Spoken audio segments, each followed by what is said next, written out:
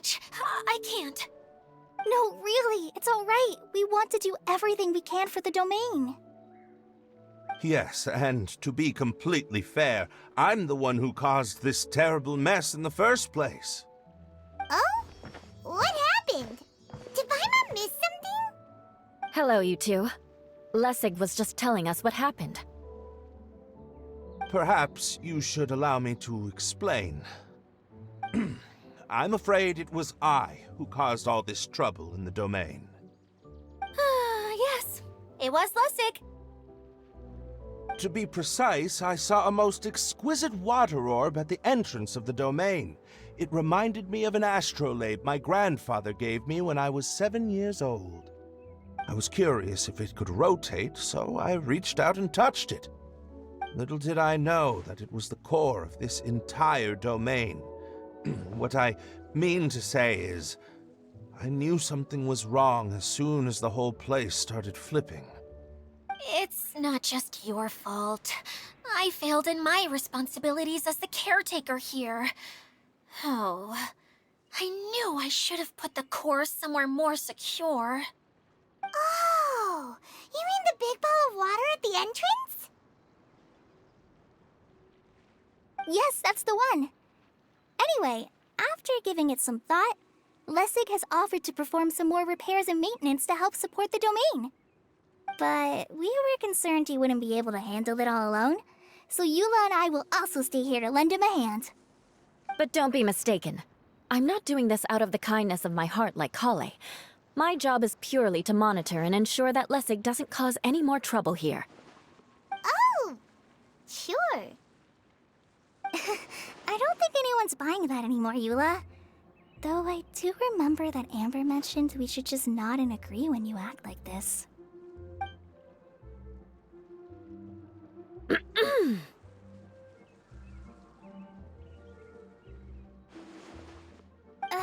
Right. You better not slack off today, Lessig. No, I'll get right to work. Either way, Lessig is going to be in charge of making lunch for everyone today.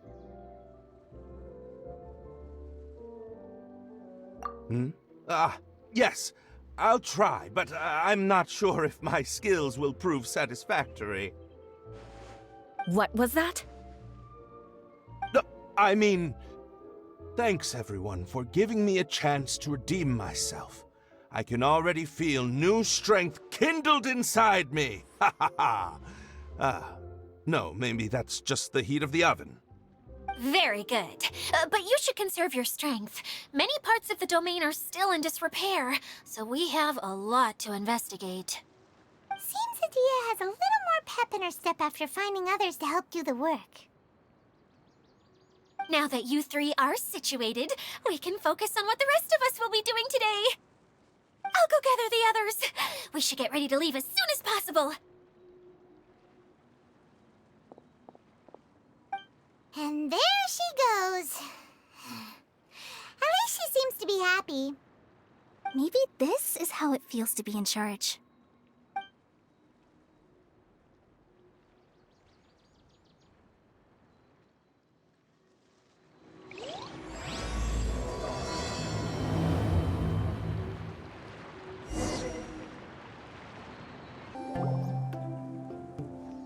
The director doesn't get out much. He's almost always cooped up in his treehouse making props or writing scripts. But I'm trying to remember now. Where is that treehouse of his? Huh? You don't remember? Hey, don't forget! I'm just the mascot. I believe it's that way. Huh. Though he might prefer to be alone, given he often has to move stage props, I suspect that he lives near the theater. And having a view of the entire stage would be useful when imagining a production's actual stage flow. So if I were him, I'd probably pick a treehouse over there. But how do you know which direction the theater is in? Simple. The overall layout and decorations look more exciting in that direction. Oh, good point! Why didn't I think of that?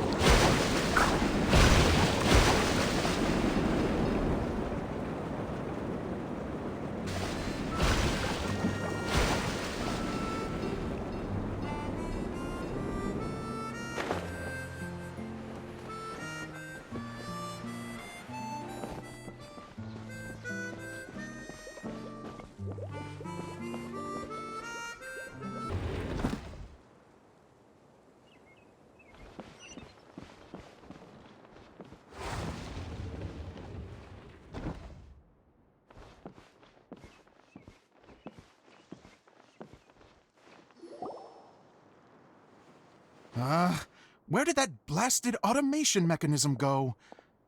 The male actor standees are here, but where are the female ones? Who's that? Edea? Yes, Zosimos! 'Tis I, Edea! How's that for a dramatic entrance? This is a surprise. I was sure you'd be... Curled up in a fetal position, crying to yourself? Wow, what a fascinating little creature. Did you just read my mind? The name's Paimon? And no, Paimon's no mind reader. Just call it an educated guess. It seems everyone shares a similar opinion about you, Edea. I knew from the start that a managerial role wasn't for me. But I found my true calling now. As a mascot! Mascot? Is that a new role? I don't remember casting you for that. Okay, enough about me. I'm just here to introduce you to some new friends of mine.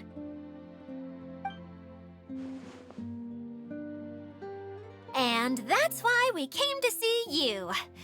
Well, do you have the component that fell out of the central hub? I do. However, I'm afraid the incident has caused many malfunctions with the stage mechanisms, and I can no longer put on any performances. Okay, so you're holding the component ransom till we help you fix the mechanisms, huh? No, till we fix the stage, surely. I'd have thought he wants us to make some more props, no? Given that some of the standees are missing. Or maybe the component is broken and we need to fix it. You're all forgetting that the majority of his work involves writing scripts. I'll wager that he wants us to edit them. What has gotten into you all? What sort of person do you take me for, The component is safe and sound. I can give it to you now if you'd like. Although I was hoping that maybe you might be willing to help rescue my show? You're a big group. I have lots of roles to fill. It would really speed up the casting. A show? That sounds fun! I want to help! Can we? Also, truth be told, I've hit a bit of a roadblock in my script and was just thinking about how to move the story forward. And then you all showed up. Suddenly, I got my muse back. I don't know how to explain it, but something about seeing all of you finally helped me figure out how to continue my script. Huh? You mean that story you've been stuck on forever? Are you serious? You really think you can finish it now? Yes, really. Just give me a little time, and I'll write it all up. In the meantime, I'll leave things to you, Edea. Whoa! And he's off to write the script! Zosimos has always wanted to write an epic story about a thief and a mage. Apparently, he got the idea from some rumors that were swirling around, but he only got as far as writing the intro before writer's block set in. Why don't you all take some time for yourselves while I see what I can do. We'll reconvene after the director finishes his script.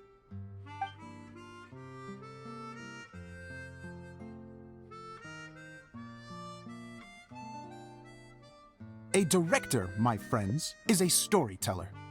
And the key ingredient to every good story is inspiration.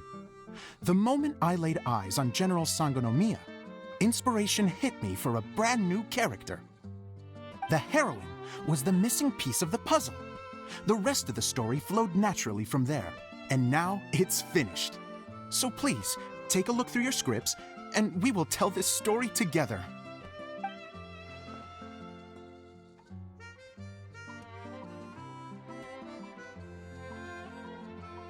Well, is everything clear? Director Zosimos, how do you pronounce this word? Let me see. Ah, that's sojourn. It means to stay for a while. This is a very cute moment, so let's make sure that comes through in the performance. Oh, wait! There's another word I don't know here. It's okay, Klee. We can go through your lines together a few more times after this meeting's over. That would be most appreciated, Kaya. I had a feeling about you, actually. You seem to know a thing or two about character acting. Tell me, have you acted before? You're too kind. It's all in the script, really. It just rolls off the tongue. Oh, you think so? Well, you definitely have a knack for it. I've actually been looking out for someone with your talent. If I make it as a big-time director, then I can see us working together for the long term. Be sure to stay in touch, okay? You and I are gonna go places. What can I say? Sounds good to me. Great. Fantastic. Now then, please go through your scripts one more time. But don't just read the words. Remember my notes, and really let the character inhabit you. I need to have a look at the stage, so I'll leave you to it. If you need me for anything, I'll be in the big theater right in the center of this area. Wonder what the theaters are like here. Let's go check it out while everyone's still getting ready.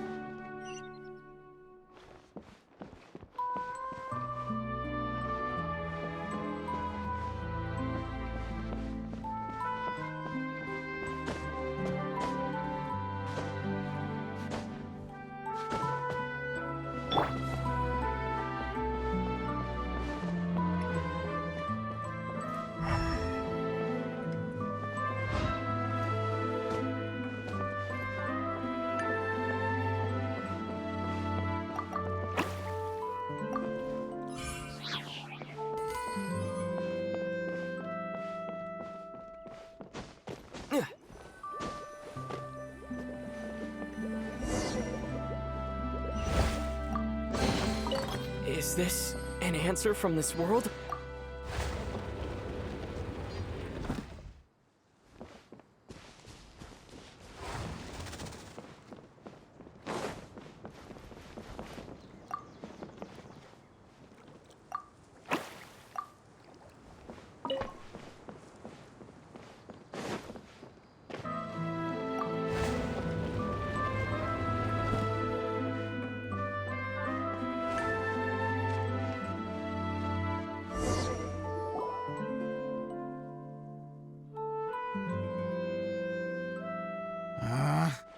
Where did it go?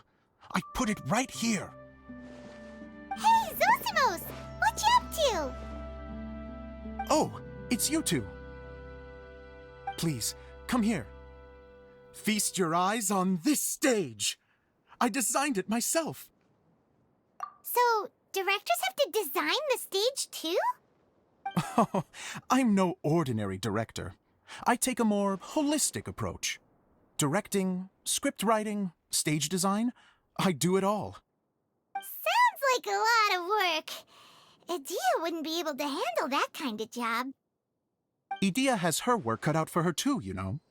She's my one and only member of the audience, though she often criticizes my shows. Well, she just says what she thinks. You don't know how to write, or this is getting ridiculous. I think it's because I use preprints in a way that she feels goes against what they're intended for. But even though she's my harshest critic, she's also been my biggest supporter in a lot of ways. I guess you could say she's like my agent. I'm very grateful to her. I've always dreamed of being a director, but I've never had the chance until I came here. So, what did you do before you came here? Like I said, I dreamed. From a young age, every time I came home after a show, I'd go over the story again and again in my mind. Growing up, my biggest aspiration was to be a director. Unfortunately, I couldn't offer much beyond my practical skills, so I ended up spending most of my time as a prop designer and doing a bit of set design on the side. Don't get me wrong, I do love building the set, but nothing satisfies me more than putting on my very own show. No wonder you only wrote director on the sign. Exactly. You're not doing a great job of convincing me that you're not a mind reader. By the way, could I ask you for your help with something? I'm having trouble finding the master script, and I'll need it shortly. The one you only just finished writing? You lost it already? Yeah. After I handed everyone their copies, I held on to my master copy while I was checking on everything around the theater. I must have dropped it somewhere. If it's not here, then it might be in the attic. These are the only two places I've been since I finished writing it. But, I still have some things to do to get the stage ready. Would you two mind having a look for me? No problem. We'll find it.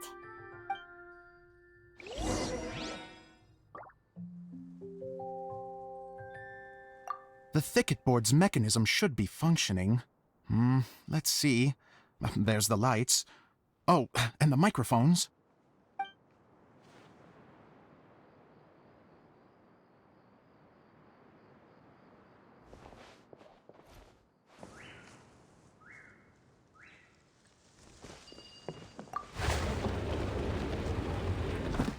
Whoa! Look at all these books! Now, where's the master script?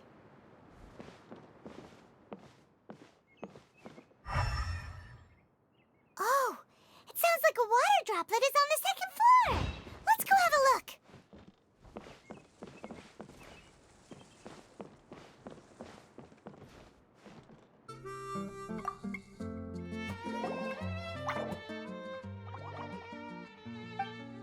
Wow, this is a lot of scripts. Looks like the water droplet has been managing them for the director. Most of them look like works in progress. Then it should be the one that's finished. Okay, let's look for the thickest one and then check the ending. This is the only script that fits the bill. Plus, it looks pretty new. This must be the master script. Let's go give it to Director Zosimos.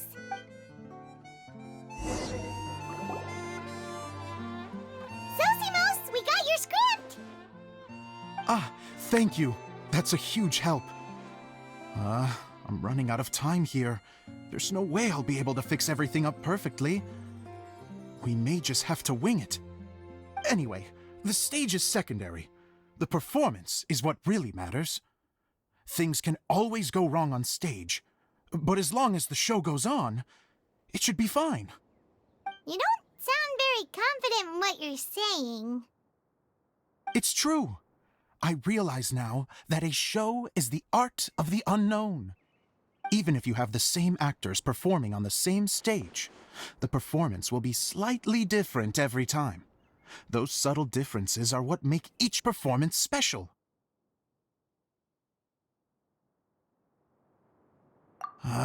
Okay. One last request. Traveler, you can enter the preprints, yes? The truth is that my sets are composed entirely of preprints. First, I use materials to make the objects. Then I take those objects and turn them into the preprint.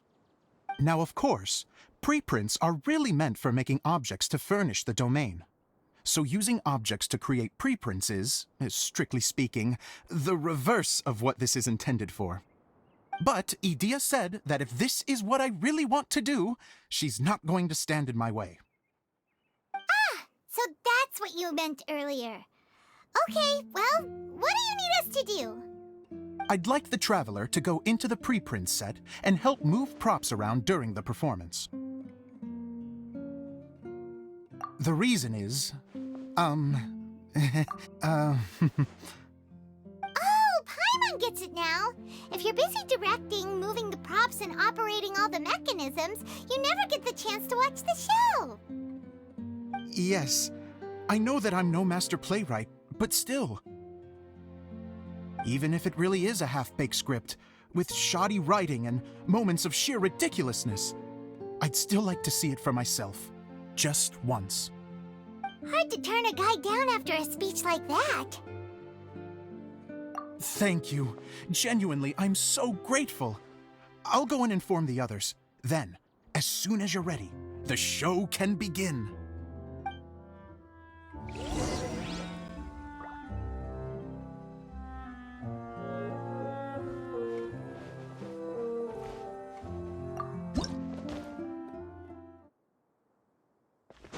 Long, long ago, there was a great thief.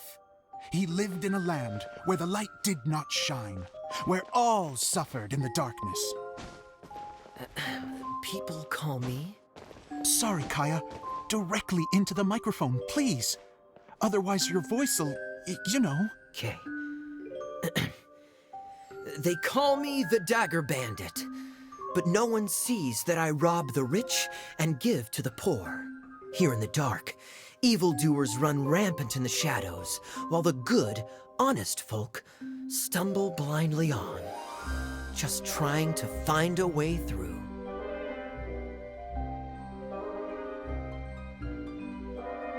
As the bandit brooded, suddenly the world was inexplicably changed as a single star appeared on the horizon and flew across the sky.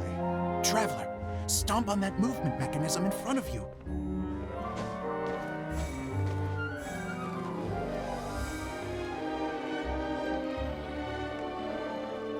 Light. A brief flash, yet enough to illuminate the world. If I can find the source of that light, I can shine it into the darkness, and the people will suffer in blindness no longer.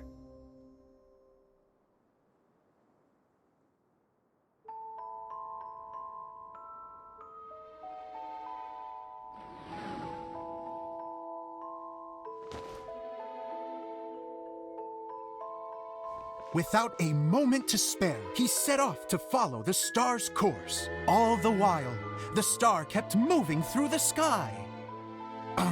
Traveler, the star kept moving through the sky.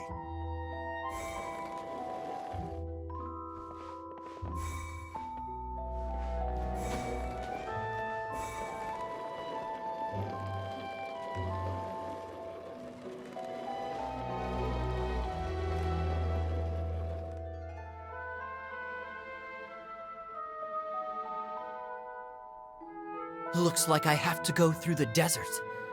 This could get dangerous. If everything he'd heard was to be believed, the desert ahead was a no-man's land filled with horrors. Worse still, the star had landed in the most difficult-to-reach location, surrounded by sheer cliffs. But he was determined to press onward. I've come this far, and I'm not about to turn back now.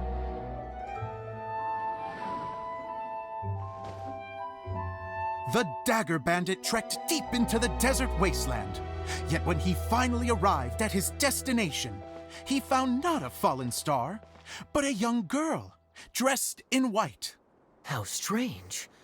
I'm positive this is where the star landed. Young lady, do you know where the light has gone?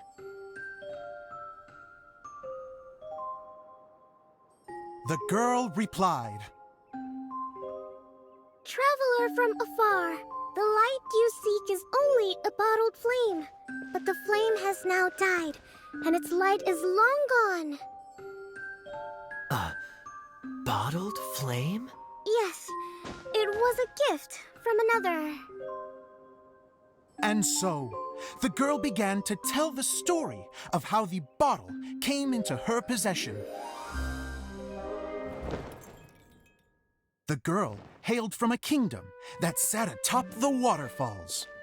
But when the reigning dynasty fell and a new one seized power, she and her people fled for their lives.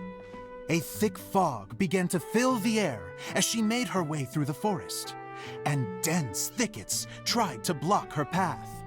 There is a mechanism down there that you can press to retract the thicket board below the stage.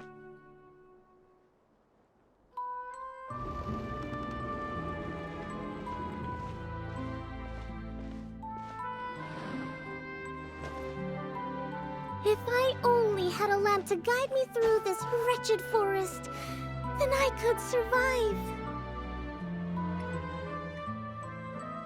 With scratches covering her arms and legs, the girl pressed through the pain and made her way forward. The road ahead was arduous, but she was determined to press onward. I've come this far, and I'm not about to turn back now.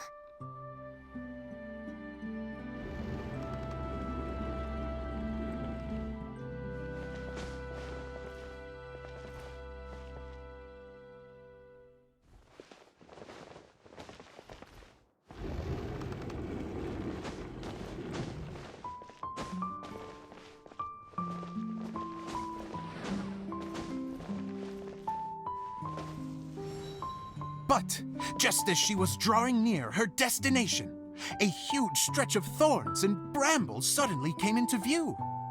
Despair set in and began to weigh on her heart.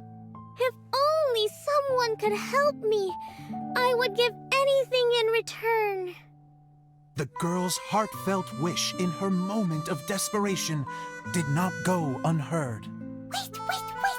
There's no mechanism for the final thicket! Ugh, I must have forgotten to check those boards. According to the story, those thickets should be gone from the stage now, right? Yes, total oversight on my part. Ugh, what a pain. I can help! Traveler! Catch!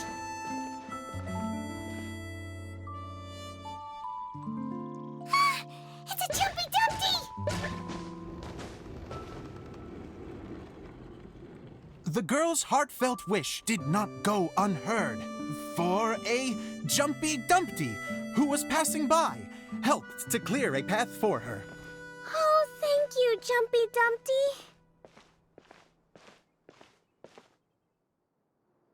And so the girl continued her journey deeper into the forest.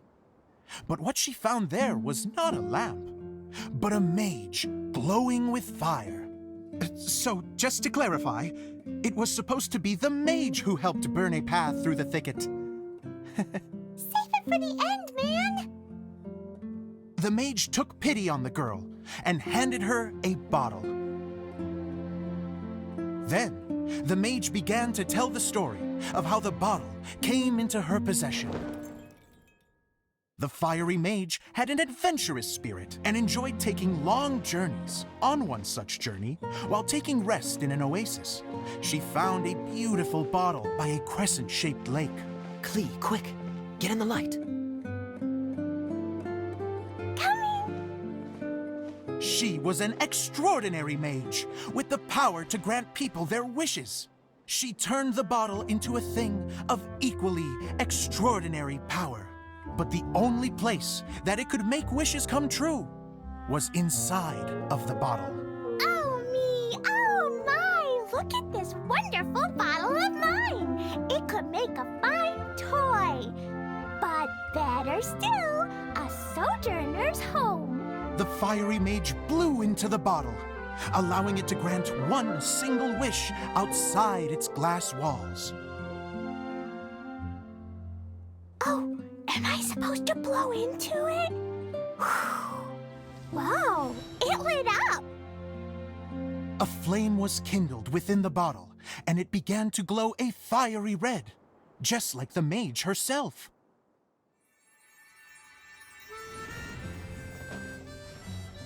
After the mage finished telling her story, she disappeared, leaving only the bottle behind. A magic bottle that can grant wishes. And I wish to leave this place and go somewhere where no one will ever find me again. And then? The bottle seemed to softly inquire.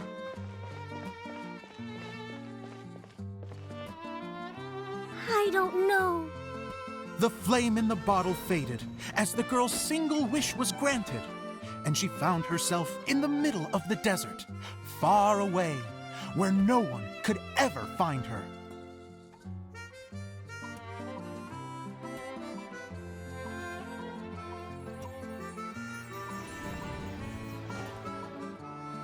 When the Dagger Bandit listened to her story, he sighed in disappointment that the flame with the power to grant wishes outside of the bottle had already died. But this doesn't make sense. If it truly granted my wish, then nobody should have been able to find me here. Maybe they shouldn't. The desert is difficult and dangerous to navigate, but I was determined to make it, no matter what. Then take this bottle with you for your trouble. It may be able to grant you your wish, though sadly, only within the confines of the bottle itself. All I wish for is light. Honoring the bandit's request, the girl wished for light inside the bottle, and sure enough, it lit up. They found that while the light was only generated within, it could nonetheless shine through the glass and reach anywhere in the outside world. Even though it doesn't burn as brilliantly as the light that shone before, this is still an extraordinary light. What will you do after I take the bottle? I don't know. Well, then maybe you should come back with me. With no reason to refuse, the girl accompanied the Dagger Bandit back to the land where the light did not shine. They brought light to that place, and the darkness was dispersed, and they lived happily ever after.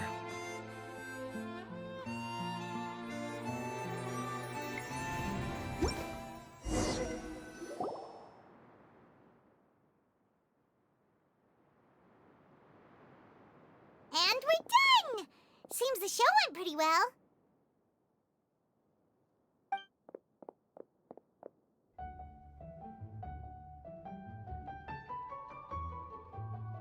Mr. Honorary Knight!